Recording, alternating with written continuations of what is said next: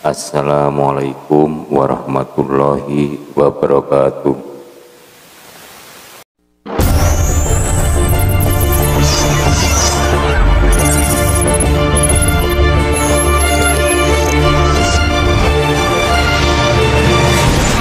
Kalau Anda belajar Islam, masuknya melalui kajian fikih dulu, saya kira Anda tidak akan bisa mengerti. Tidak bakal bisa mengerti karena fikih itu terjadinya itu pada abad ke-8 Hijriah. 800 tahun Nabi sudah meninggal dunia. Pengumpulan hadis zaman Bukhari Muslim itu sudah abad ketiga. Paham nggak? Nabi sudah meninggal. Nah, apalagi itu pengumpulan fikih. Sholat saja yang disebut imaduddin, kenapa tidak sama? Boleh nggak kita nanya yang benar mana? Ayo. Ada yang baca basmalah, ada yang langsung alhamdulillah. Kalau di sini baca basmalah nggak? Nah, kalau di Mekah baca basmalah enggak? Enggak. Yang benar mana? Bolehkah kita yang benar mana? Jangan pernah bertanya yang benar mana. Enggak jadi tukaran gini. Sebab kalau yang benar mana nantinya yang tidak sama disalahkan. Paham enggak? Nah, makanya waj'ali hujjatan ya Rabbal. Yang penting argumentasi, alasannya ada, selesaikan. Betul enggak? Nah, ini saya ingin mengajar bagaimana kira-kira saya ini hadir di negeri ini ada manfaatnya, bisa menghentikan pertengkaran di antara umat Islam. Paham nggak? Jadi bukan hanya sekedar mengerti ceramah saya, tapi juga timbul perasa berarti bertengkar tidak ada gunanya. Apalagi saling membunuh. Al-qatil wal maqtul finnar. Yang dibunuh, yang membunuh neraka semuanya, kata Kanjeng Nabi. Saya nggak pernah ngancam orang neraka, ini Kanjeng Nabi yang bilang, bukan saya. Ya, juga nggak masuk akal ada orang gara-gara torekot pada berantem, gara-gara syariat. Gimana lagi? Yuk kita berbeda. Hikmahnya apa? Kanjeng Nabi tidak membuat penyeragaman, tidak ada latihan bersama. Sholat ini jangan kayak paskibra. Kalau paskibra mah latihan, betul nggak? Maju jalan, gerak. Yang lambatnya, yang bengkok dilurusin. Hormat, gerak. Ini mesti di atas alis. Boleh nggak di sini? Nggak boleh. Nih begini caranya. Nyong Nabi itu tidak mengajari kita takbirnya begini, jempolnya di atas telinga, lalu sedekapnya di atas dada. Tidak. Sallu kama ra'aitumuni usalli. Apa Nabi teledor? Tidak. Nabi tidak teledor. Memang sengaja tidak diberikan standar yang permanen, tidak ada penyeragaman. Kenapa? Dikhawatirkan kalau diseragamkan nanti ada orang yang tidak bisa sholat. Ayo, enak nggak? Enak nggak? Dikasih enak nggak mau, gimana sih? Malah kalian nggak bikin masjidnya masing-masing lagi. Mestinya distempel masjidnya, distempel. Ini yang ada tahlilnya, ini ada kunutnya, ini yang ada usolinya, gimana lagi? Itu hanya sama aja, ya kan gitu. Udah, silahkan. Kita berorganisasi, ikut A, ikut B, nggak usah sedih. Saya nggak mau nyebut nama ya, nanti tersinggung lagi. Ruwet medsos. Ya, jelas. A, B, C, D, mangga silakan. Orang mana silakan. Ya, saya hormati semuanya. Apalagi sama-sama umat Islam. Kepada orang yang agamanya lain, baik agama Hindu, Buddha, Kristen, Katolik, saya tidak pernah membenci dan saya tidak pernah menyalahkan, saya tidak pernah mengkafirkan. Semuanya tidak ada yang saya benci, semuanya saya hormati. Setuju nggak? Apalagi mereka yang tidak pernah menjahati saya. Orang yang pernah berbuat jahat kepada saya pun saya tidak pernah dendam kok. Ya sudah, selesai. Ngapain? Ya kan gitu. Udah, fa'fu anhum wastaghfir lahum. Saya maafkan, ya Allah, ampunilah mereka karena aku sudah memaafkan. Kenapa? Karena saya ingin hidup nyaman. Saya ingin bahagia. Setiap saya punya dendam kepada siapapun, saya nggak bisa tidur. Ketika saya marah, tidur saya nggak lelap. Percaya nggak? Kepala saya berdenyut-denyut, jantung saya berdebar-debar. Apa ini semuanya? Aku ingin bahagia. Buang semua dendam dan kebencian dari diri kita ini. Setuju nggak? Kalau bapak-bapak, ibu-ibu ya mau memelihara, silahkan dipelihara. Tuh yang susah sendiri kok. Betul nggak? Jangan beranggapan orang kurang ajar. Kalau dimaafkannya nanti menjahati lagi, harus dibalas. Kalau kita punya dendam, setiap kejahatan dibalas dengan kejahatan lagi, kapan kita bisa bikin perdamaian di dunia ini? Sudah selesai. Sudah. Ini perintah Allah. Fa'fu anhum wastaghfir lahum. Yakin nggak membunuh orang Islam masuk surga? Yakin nggak ngebom masjid masuk surga? Saya menduga orang yang bikin masjid, yang meramaikan masjid, betul, itu yang mungkin masuk surga. Yang membunuh orang masuk surga? Enggak. Yang menghidupi orang, yang mencintai orang, yang ngasih makan orang, itu yang masuk surga dong. Gimana lagi? Masa surga diberi dengan darah?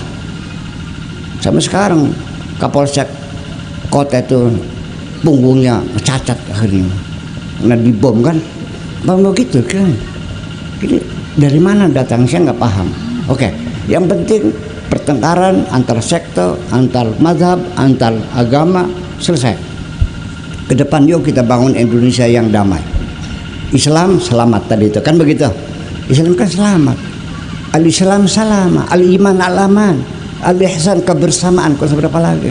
Nah, itulah makanya kembali Islam yang kita pelajari ini, Islam sudah berproses budaya, ya kan, sampai abad ke-12.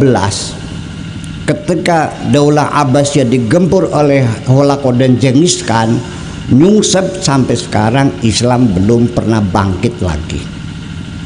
Tetapi hukum fikih yang dibuat itu ada grand design para penguasa-penguasa yang diktator itu. Ada ketidakjujuran dalam menyusunan hukum fikih. Sampai sekarang di dunia para ulama nih dikeleknya penguasa, betul nggak? Betul nggak? Yang rewel-rewel kasih mobil, diem nggak? Yang lawan masuk penjara, masuk nggak? Masuk. Ini korbannya Imam Syafi'i, Abu Hanifah, Ahmad bin Hambal, Imam Maliki, Ahmad bin Hambal di penjara sampai gempor karena ngelawan penguasa. Itu persoalannya. Yuk kita lihat di dalam Al-Quran ada perintah Allah berulang-ulang setiap halaman. Kalau aqimus sholah hanya sekali dua kali, betul nggak? Ada kalimat yang berulang-ulang, anfiqu tau'an au karha.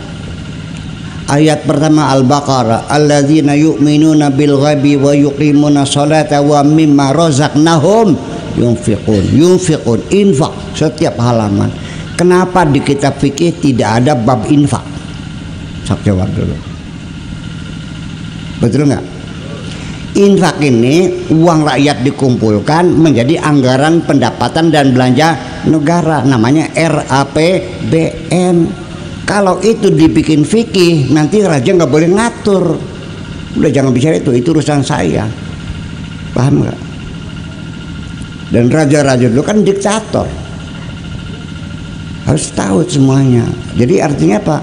Ya itulah makanya sejak kapan Islam disempitkan? Itu pada abad ke-8, ketika orang-orang Islam yang rasional, orang-orang Mu'tazilah, ya kan gitu, yang serba logika, itu punya kekuatan bisa menggoyang negara. Maka dibuat isu, semua peristiwa politik adalah artifisial semuanya ini. Dibuat isu kasus kemakhlukan Al-Quran. Mu'tazilah meyakini Al-Quran adalah makhluk. Ahli sunnah wal jamaahnya meyakini Quran itu bukan makhluk. Quran itu qadim. Hadis. Isu itu diangkat sampai orang Mu'tazilah dibunuh-bunuhin. Kasus politik. Paham nggak? Nah, ketika yang jadi raja Mu'tazilah, ahli sunnah dibantai. Nah, itulah makanya raja-raja ini ikut campur urusan akidah, urusan sholat. Ngapain? Makanya para ulama itu kemudian mereka itu ya kalau sekarang demo lah ya, mengusulkan, wahai raja-raja, kamu ini bukan ahli agama, nggak usah ngurusin agama, ngurusin Quran, ngurusin sholat, ngapain? Sudah kamu mah urusannya urusan politik, urusan kemakmuran, kan begitu. Nah, kamu ini umaro, ngurusin politik, agama yang ngurusi ulama, makanya kami yang ngurusi ulama. Maka sejak itulah muncul ide pembagian kekuasaan namanya umaro, pemerintah dan ulama. Sampai sekarang kan? Sampai sekarang kan? Alhamdulillah.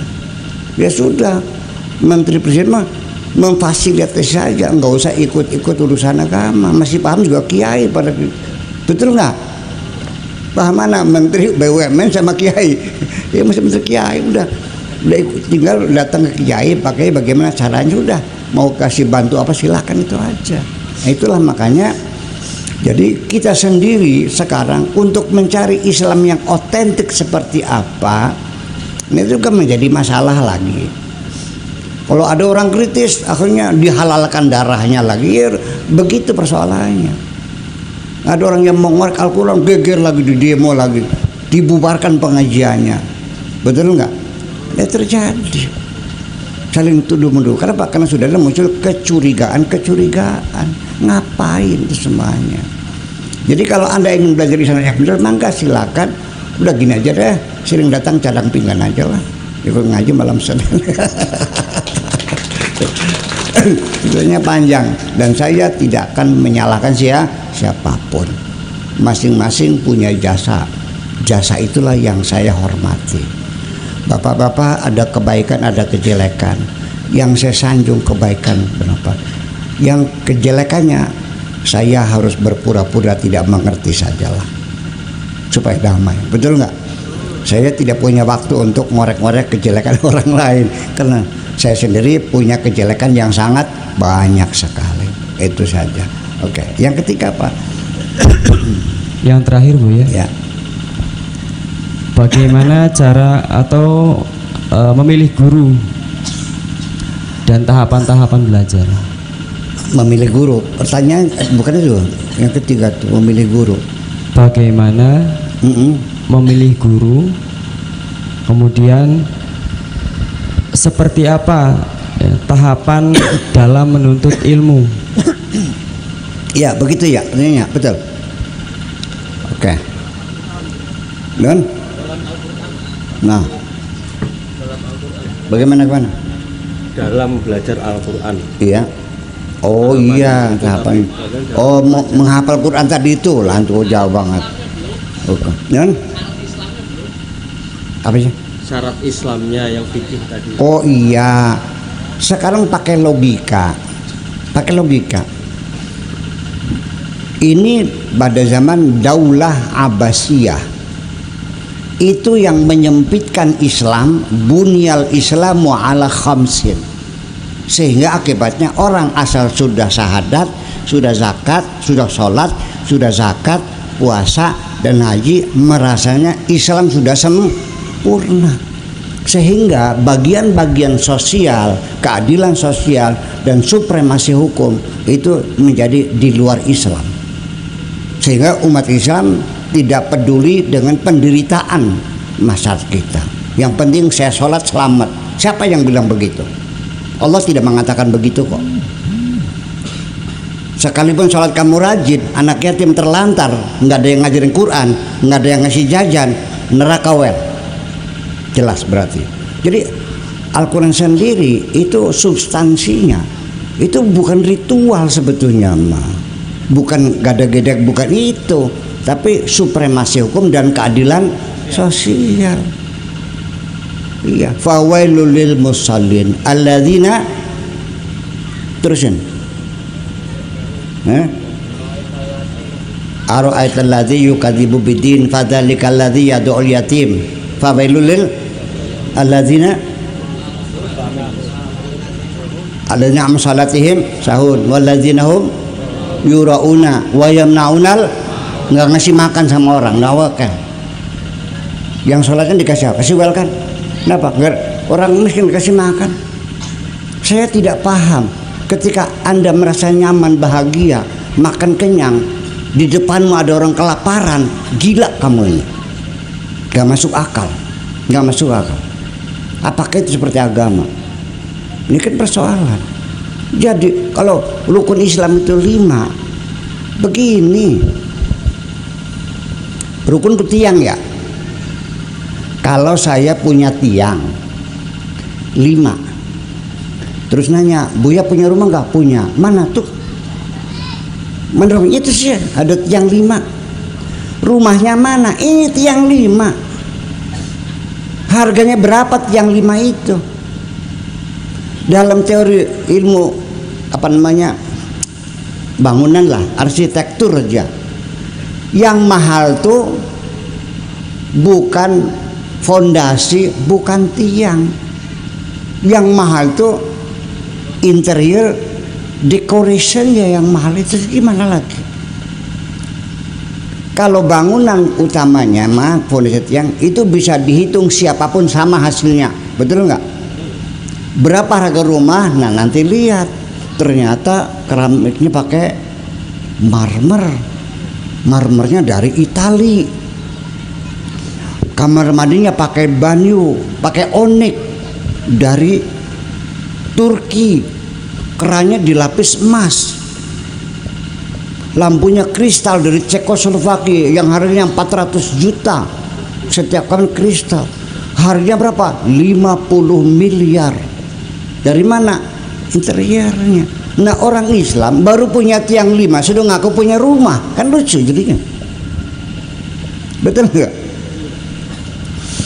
Nah kalau seandainya saya diizinkan buat rukun Islam, saya akan bikinkan 700 rukun Islam. Iya, termasuk keadilan sosial, supremasi hukum, mencerdaskan umat, ya kan, mempertahankan stabilitas, betul nggak, menjaga kebersihan. Apa artinya kalau kita hidup kita ini, betul nggak? Rukun, ya itulah. Siapa yang begitu di Daulah Abbasiyah abad ke-8 dikecilkan Islam itu sejarah, ya kan gitu. Jadi, nah itu ketika Anda pengen belajar Islam, jangan banyak cerita sama orang, belajar sendiri. Nanti setelah tahu juga jangan ngasih tahu orang lain, buat dirimu sendiri aja dah gitu. Nanti diserbu nantinya. Memang kita sulit begini ini. Karena itu indoktrinasi, semua mazhab aliran masing-masing punya indoktrinasi, masing-masing mengklaim dirinya paling benar sendiri. Nanti akan tercipta perpecahan 72 3 golongan. Yang 72 meneraka semuanya, yang masuk 1 siapa? Itu aku. Dari mana ini? Nah itu persoalannya. Jadi saya kira Anda punya peluang untuk belajar Islam yang benar seperti apa. Tapi jangan gerasa gerusuh, ya kan gitu. Akhirnya, nah nanti diserbu lagi. Nanti ajaran Islam sesat, Islam wiwitan, Islam apa lagi, Islam abang. Itu. Dan korbannya dihukum mati. Syekh Siti Jenar juga dihukum mati, Allah juga dihukum mati, iya kan? Jadi gimana? Serba sulit. Bilang tahu disebut kafir, dibilang tidak tahu disebut murtad, kader gini. Jadi nanti di penghujungnya wal yatalataf wala yusyirun nabikum ahada. Sembunyikan untuk dirimu sendiri, jangan kau ceritakan kepada siapapun. nanti masyarakat tidak perlu. Yang penting masyarakat makmur, bisa makan, ya kan begitu. Aman, bersih, cerdas, damai, bersahabat, itu saja yang penting. Betul nggak? Nah, itu yang penting.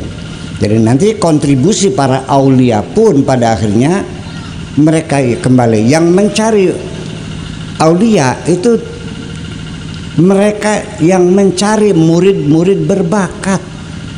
Kalau kamu datang belajar akan disuruh pulang karena dia melihat ini congor mangkane beli pantas mungkin. Wis balik. Tetapi kalau para waliullah itu Syekh Abdul Qadir Jilani, dia mencari di kalangan ulama nggak ada, adanya ini pemuda Kristen.